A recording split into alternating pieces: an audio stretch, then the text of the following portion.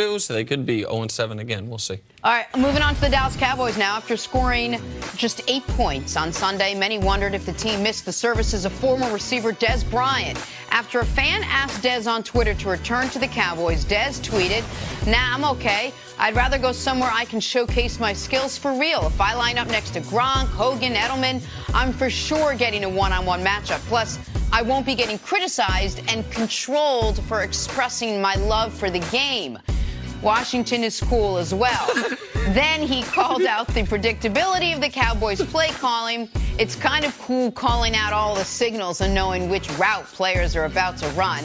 And after a tweet that offensive coordinator Scott Linehan didn't speak to the media, Dez tweeted a laughing, crying emoji. By the way, we should mention it's been reported that Washington is not interested in the services of Dez Bryant. Dez is now just throwing teams out where he would like to work, which is a novel concept. All right, guys, Dez has a lot to say. Seemingly few teams want to hear it. What do we make of all of this? All right, so a lot of this is foolishness. However, you ever on Twitter and you see someone who you really don't like, or someone who you more notably just disagree with a lot, and they make a great point, and you're like, damn, I don't want to agree with this guy, but he made a really good point.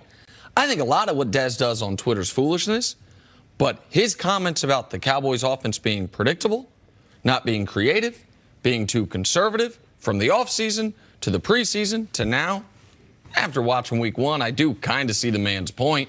I do kind of, on that level, I do understand what he's saying. Now, as far as him saying, I'd like to go to a place where I only get one-on-one coverage, well, that speaks to where you evidently have acknowledged you are as a player. Where if you think you're the level of player that you can only thrive if you have one-on-one coverage with Gronk and Edelman and Brady, a lot of people would like to be there. But I don't think his point about the Cowboys' creativity is wrong, even if he's a flawed messenger for it. Twitter, it's a strange tool. It's really, really strange because Dez he's unemployed now, right? Correct. He's trying to get a job at the National Football League. Correct. As you would call it, looking for gainful employment. Yeah. To me, it doesn't seem like the way to be able to get back on a team is by utilizing Twitter to be able to say things about the Cowboys, to be able to respond to fans and everything. It's just not a good look. Now, I know Dez is going to spend a lot of time living in Dallas. I know he's got a home there and everything. I know he's just not going to abandon Dallas. And I believe he's going to regret this. And if I was an NFL team, now Dez is more likely to get signed now because we're past the first game where you don't have to guarantee him his old salary and everything. But if I'm a team like Washington, because it's kind of funny how Dez mentions Washington, and then all of a sudden Washington comes out and says, no, we have no interest in the player. I can guarantee you this. I'm willing to bet a lot of money Dez won't be playing for New England. All right? Like, and if he do, you need to put at least a capital on Hogan's name. Hogan's like, give me some respect. You got Gronk with a big G. You got Edelman with a big E. Why the Hoagie Meister? Why he got to have small letters in all my name and everything? It's just not the Patriot way. I just don't believe he's utilizing Twitter the right way because a lot of times when you're with a team for your whole career, and I've noticed this just going around the league, you develop a reputation. And then once people meet you, like, it's how do you disprove the reputation or how do you live up to the reputation? Confirm the reputation. So now Dez got some bad media on him before he hit free agency. All right? That's just the real on Dez Bryant. And a lot of it was Dez didn't know the signals. Dez didn't know what to do.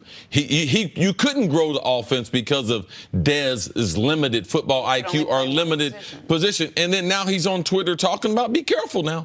And like you mentioned Washington, New England.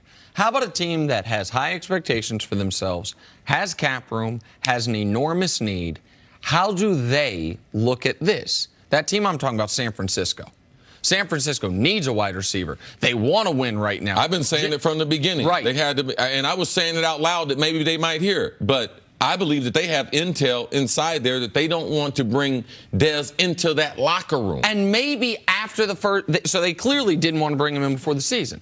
But maybe they watch week 1 and they're like, ooh, Jimmy G going to take some time now. We've kind of ratcheted up expectations. Yeah, their best wide receiver took a knee to the thigh. He's got a strained quad in Goodwin, and their best option is a tight end. I mean, it's from a tight end position. They're going to their tight end as their number one target. Plus, you got the Jerry Rice endorsement. Jerry Rice also came out and said, of course. Of course. And so the point that I'm making is, if they were skeptical of him, but then those things happen. The injury. Kittle, who's their number one option, he drops, or he's one of their tight ends. He drops what would have been a touchdown pass. Jimmy G struggles. And they're like, all right, maybe we should rethink Dez.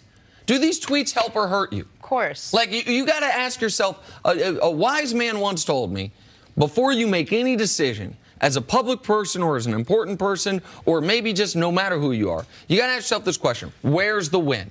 Where's the win in going to this club tonight? Where's the win in sending this tweet? Where's the win in applying for this job?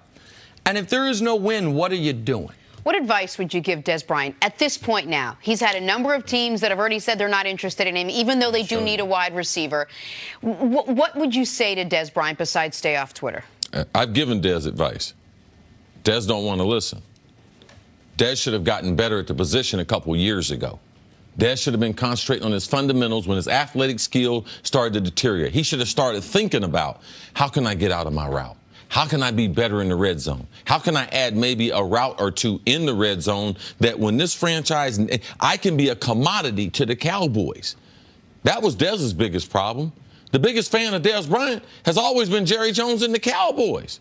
And then once he lost that, what did he have? We have a player that still has talent and still should be playing.